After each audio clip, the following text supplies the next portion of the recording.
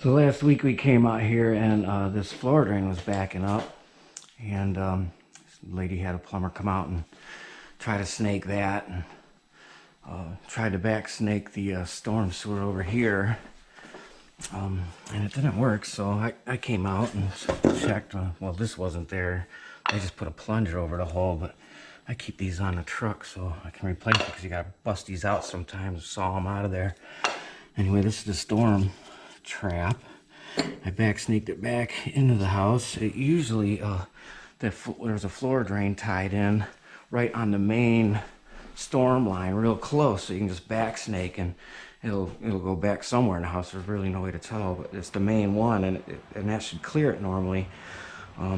So that didn't work, and I tried snaking it, and the snake just blew right through the bottom of the trap into the dirt here. So it was still backed up, and I could see they had tried plunging, and I tried to plunger too, and it didn't work. So I went up and got my trap plunger. I use these on 4-inch traps, storm traps, sanitary traps, and I got that down in there real good, and it worked. It started flowing. So insurance company came out, pulled up all the asbestos tile, and I gave them a price of just bust up this area right here.